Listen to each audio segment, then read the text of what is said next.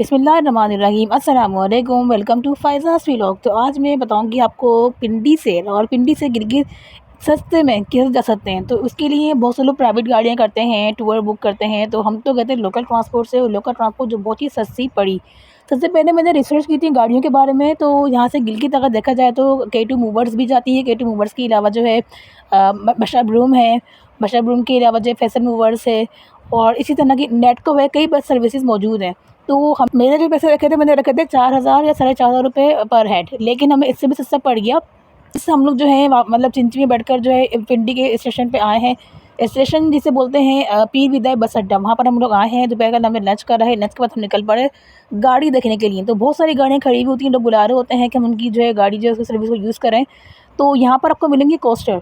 ये कोस्टर जो आपको दिखा रही हूँ, ये कोस्टर जो कंफर्टेबल सीट्स होती हैं इनकी, और खुली हुई भी होती है। ये नहीं कि पूरा एसी एसी एसी चल रहा और बंद हो, उसमें ज़्यादा दम घुटता है लोगों का। तो खुली खुली गाड़ियाँ होती हैं, और इनके रेट सुन के आप हैरान हो जाएंगे कि मैं भी हैरान थी। ये है 3,000 पर हेड। तो 3,000 फेयर बहुत ही कम है। और ये दो गाड़ियाँ मैंने विजिट करी। पहली वाली गाड़ी जो मैंने दिखाई है ना, उसका रूट था बाबूसर टॉप से। तो कहने लगे कि शाम में बंद हो जाता है तो आपको वहाँ वेट करना पड़ेगा। दूसरी वाली गाड़ी जो है इसका रास्ता था विशाम से। तो इसको हमने डन करा, और जो है ये गाड़ी निकल पड़ी थी 2:30 बजे। तो 2:30 बजे गाड़ी निकल पड़ी थी, लेकिन हमें नहीं पता था कि हम 2:30 बजे निकल रहे, तो हमारा सफ़र बहुत लंबा होने वाला है। क्योंकि साथ में ही फैशन मूवर्स का ऑफिस था। वहाँ मैंने पूछा उनकी गाड़ी कितने बजे निकल रही, उन्होंने कहा 6 बजे। लेकिन फैशन मूवर के जो है टिकट्स भी ज़्यादा होते हैं, हमें चाहिए था रीज़नेबल। तो हमने ये वाली गाड़ी बुक कर ली, और इस हमारे सफ़र का जो है वो आगाज़ हुआ। शुरू का सफ़र हमारा बहुत ही अच्छा गया। ये आप देख सकते हैं कि हज़ारा मोटरवे से गाड़ी जा रही है, और कितना मज़े का सफ़र होता है जब यहाँ पर गाड़ी चल रही होती है। सीधे सीधे रोड बने हुए होते हैं, और ये जो है एबटाबाद के टनल से जो आते हैं हज़ारा मोटरवे में। और कोसरा का जो पहला स्टॉप है, जो इसका होना था वो होना था मानसेरा में। मानसेरा में मुश्किल से 15 से 20 मिनट का स्टॉप होता है। वहाँ पैसेंजर बहुत सारे चढ़ते हैं, ज़्यादा पैसेंजर वहीं से चढ़ते हैं, और फिर ये आगे निकल पड़ती है। और फिर इसका नेक्स्ट स्टॉप आता है बिशाम में आता है, उसके बाद समर नाला। अच्छा, तो ये कौसर जो है अपने मंजिल की जानिब रवां दवा थी। स्टार्ट का सफ़र बहुत ही अच्छा सुकून वाला होता है। तो मैं एक और आपको टिप देना चाहूँगी कि जितना हो सके ना अपनी नींद पूरी इस सफ़र में कर लें। क्योंकि बालाकोट के पास एक टर्न होती है शाम की तरफ, तो फिर उसमें आपकी नींद पूरी नहीं होगी। क्योंकि टेढ़े मेढ़े रोड होते हैं, और इस तरह जो है ना बल खाती हुई गाड़ी जा रही होती है, टेढ़ी मेढ़ी होती हुई, कि आप झूमते हुए जाएंगे, झूला झूलते हुए जाएंगे, आपको उसमें नींद नहीं आने वाली। तो इसलिए जो है ये एडवाइस मैंने आपको दी कि शुरू में सो जाएं। अच्छा, ये मानसेरा पे रुक गई है। यहाँ का मार्केट आप देख सकते हैं, सस्ती चीज़ें आप केले वगैरह लेना, कुछ फल वगैरह आप ले सकते हो। ये बेकरी यहाँ से चीज़ें लाजमी लेनी है। यहाँ के डोनट्स बहुत मज़े के थे। तो यहाँ की चीज़ें बहुत अच्छी थी। हमने काफ़ी शॉपिंग यहाँ से कर ली, खाने पीने की चीज़ें हम लोगों ने यहाँ से ले ली। फिर हम वापस आ गए अपनी बस की तरफ। वहाँ की तरफ वॉशरूम वगैरह होता है, वहाँ से आप फ्री हो सकते हो, खाना खाना वो खा सकते हो, पानी भरना वो आप होटल से भर सकते हो। काफ़ी चीज़ें आपको यहीं से पूरी करनी पड़ेंगी, क्योंकि आगे दूसरा स्टॉप जो है ना वो लंबा होता है। और ये देखिए शाम के टाइम जो बड़ा मसला हुआ था कार्रवाई वाला, कार्रवाई यहाँ चलती है। इसमें क्या होता है कि डैम वगैरह बन रहा है, तो उसकी वजह से सब गाड़ियाँ जाती हैं एक साथ। अब जो गाड़ियाँ शाम में निकली हैं 6 बजे, हमें उनका वेट करना पड़ा। सारी गाड़ियाँ fashion movers, नेटको, मशागुरम, Marco Polo, coasters, ये सब बड़ी गाड़ियाँ जो होती हैं जो पैसेंजर लेकर आती हैं, ये सब एक जगह जमा होती हैं। उनके आगे जो है आर्मी की गाड़ी होती है, पीछे भी आर्मी की गाड़ी होती है। इस तरह से प्रोटोकॉल होता है, और ये हमें ले लेकर जाती हैं। तो यकीन करें हमें 5 घंटा जो है बेशाम में वेट करना पड़ा है इन गाड़ियों के लिए। बेशाम की वीडियो में सही से बना नहीं सकी, क्योंकि मेरा मोबाइल जो है वो चार्ज नहीं था। लेकिन ख़ुवारी जो है ना वो हमें वहाँ पर हुई है। मतलब कि सोचिए 13 घंटे का सफ़र जो वो हमें 24 घंटे का पड़ गया, क्योंकि उसमें हमें पीछे वेट बहुत करना पड़ा। वेट एक जगह नहीं, कई जगह करना पड़ा। सबसे बड़ा वेट जो था ना वो हमारा था बिशाम में, जहाँ पर गाड़ी शाम में पहुँची थी कोई 7:30 या 8 बजे। और 12:30 मतलब रात के 12 साढ़े 12 बजे गाड़ी वहाँ से निकली है। मतलब 5 घंटे ड्राइवर ने आराम कर लिया, हम बेचारे होटल में बैठ गए, खाना वाना खाया, और यहाँ वहाँ घूमते रहे। तो ये सब चीज़ें वहाँ पर हुई हैं। तो इसलिए मैं आपको एडवाइस देना चाहूँगी कि आप जो है ना पहले फैशन मूवर्स और मशरूम वगैरह का ऑफिस अगर वहाँ पर है, तो उनसे उनकी टाइमिंग पूछें कि कितने बजे उनकी गाड़ी निकल रही है। क्योंकि बड़ी गाड़ियाँ जो है ना फिक्स टाइम पे निकलती हैं। कोस्टर वाले आपको पहले ले जाते हैं, फिर खुवार करवाते हैं। तो उनकी टाइमिंग्स पूछ कर फिर वो कोस्टर करें जो उनकी टाइमिंग से मैच हो रही हो, क्योंकि कोस्टर तो निकलती ही रहती हैं। अगर फैशन मूवर 6 बजे निकल रही है, तो आप कोस्टर भी वो करवाएं तो 6 बजे निकल ली हो। हमने ब्रेक लिया है ब्रेकफास्ट का। ब्रेकफास्ट में हम लोगों ने चाय पी, बन खाए, डब रोटी खाई जैम के साथ। और यहाँ का पानी इतना ठंडा, इतना मज़े का पानी है। ये दरिया सीन बह रहा है नीचे। समर नाला जो है ये एरिया है, बहुत ही रिजनेबल रेट्स हैं। और ये हमारी बस है कोस्टर, जो बहुत ही तेज़ चलती है। मतलब ये इसके आगे जो है ना कुछ भी नहीं, मतलब ये कुछ नहीं है इसके आगे।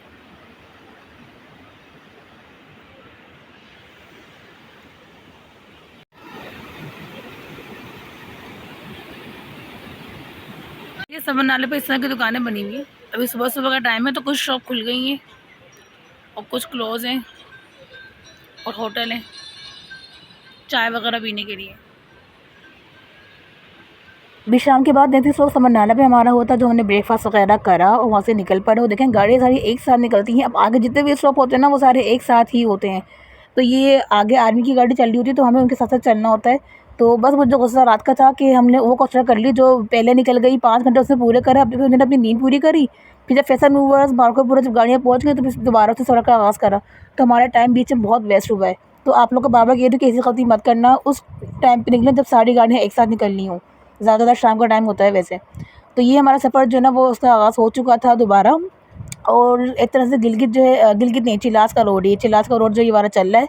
और यहाँ गर्मी तो थी लेकिन कोस्टा जो छोटी होती है ना, कोस्टा को मैंने इसलिए कहा कि ये बहुत फास्ट चलती है। छोटी होती है, बहुत तेज़ तेज़ चला रहे होते हैं ये लोग और बहुत ही माहिर इनके ड्राइवर होते हैं। और ये देखें ये तत्ता पानी वाला एरिया, तत्ता पानी से आपको आइडिया हो गया होगा कि लेंस राइडिंग वाला एरिया। लेंस राइडिंग अब मुस्तकिल हो ही रही होती है और रोड भी इतना ख़राब होता है कि अगर लेंस राइडिंग नहीं भी हो रही हो ना तो धूल इस कदर धूल होती है कि पूरी गाड़ी जो है ना वो पूरी मिट्टी में हो जाती है। तो हम लोग शीशे वगैरह बंद कर देते हैं, ड्राइवर्स ही बंद करवा देते हैं। तो ये देखें यहाँ पर लेंस राइडिंग इस टाइम भी चल रही थी मगर खैर कुछ खास नहीं थी। हम लोग बस 5-10 मिनट के ब्रेक के बाद हम लोग निकल गए थे यहाँ से। ये रोड की कंडीशन देख सकते हैं यहाँ का, जो भी गाड़ी जाएगी कोई बाइक क्यों ना हो उसमें इस कदर धूल मिट्टी उड़ती है, इस कदर धूल मिट्टी उड़ती है ना कि बंदे का हुलिया ख़राब हो जाए। तत्ता पानी वाला एरिया तो मुस्तकिल आपको जो है ना शीशे वगैरह बंद रखना है। अच्छा इसके बाद जो है नेक्स्ट एरिया जो आना था वो था रेकोर्ड का। रेकोर्ड इसमें मुझे बहुत वेट था। फेरी मेडोज जो जाते हैं ना वो वहाँ पर रुकते हैं, जीप करते हैं, फेरी मेडोज जाते हैं।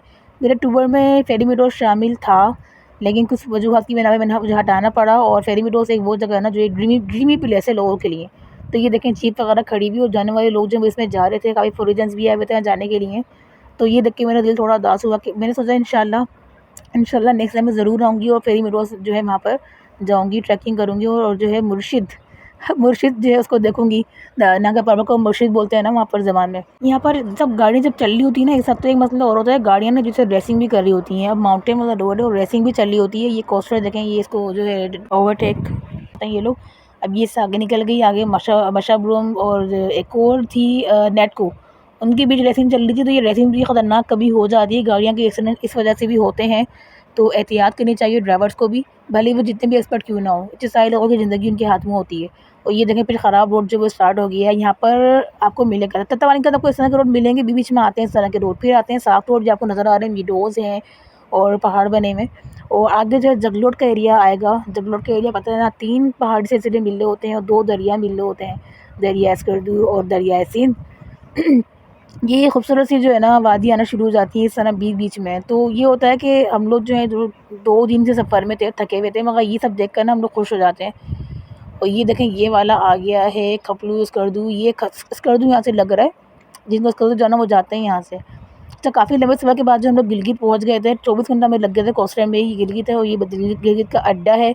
यहाँ से हमारा सामान उतर रखा है। यहाँ से चाहे तो आप लोग गाड़ी बुक कर सकते हैं टूर के लिए और चाहे तो आप लोग जो है होटल वगैरह में स्टे कर सकते हैं। फिर आप लोग नेक्स्ट डे पब्लिक ट्रांसपोर्ट में भी निकल सकते हैं। इरादा मेरा पब्लिक ट्रांसपोर्ट का था लेकिन जो है क्योंकि हमारे पास सामान बहुत ज़्यादा था तो हमें जो है पब्लिक ट्रांसपोर्ट की बजाय हमने जो है प्राइवेट ही कर ली थी, जिसका मैं आपको नेक्स्ट व्लॉग में बताऊँगी। अभी मैं आपको दिखा रही हूँ गिलगित का अड्डा। गिलगित का अड्डा मेन अड्डा है, स्कर्दू अड्डे से ज़्यादा बड़ा अड्डा गिलगित का अड्डा। यहाँ आपको हर तरह की गाड़ी मिल जाएंगी।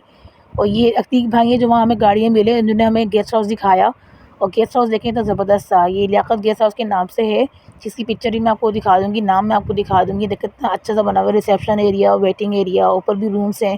और इन्होंने हमें एक बड़ा सा रूम दिखाया जो मैं आपको व्लॉग में शो करती हूँ। और वो रूम इतना बड़ा था कि उसमें 10 से ज़्यादा अफराद आराम से आ सकते हैं। अंदर एसी भी लगा हुआ था, एलईडी भी था और गर्म पानी की सहूलत भी मौजूद थी, वाईफाई भी था, मतलब हर सहूलत जो है वो मौजूद थी। तो ये रूम आप देख सकते हैं। और ये 6000 तो उसका किराया है लेकिन हमें उन्होंने बहुत कम पैसे में डिस्काउंटेड रेट्स में दिया था, जो कि मैं यहाँ बता नहीं सकती। बस मैं ये कहूँगी कि आप बार्गेनिंग करवाएँ, बार्गेनिंग आपके अच्छे होने चाहिए तो आपको रिजनेबल रेट्स में होटल मिल जाएगा। तो ये देखें अच्छे खासे बेड हैं इसमें, एक बेड पे 3 नफर आराम से सो सकते हैं। और इसमें काउच सोफ़े वगैरह भी गिवन है सोने के लिए। तो ये रूम है और इसका वॉशरूम भी बहुत ही साफ़ था, नीट एंड क्लीन था। तो मुझे तो सबसे अच्छा पूरे टूर से अच्छा रूम जो मिला है ना वो हमें ये वाला मिला, शुरू में मिल गया। बहुत ही अच्छा रूम हमें मिला है, रूम गर्म भी था।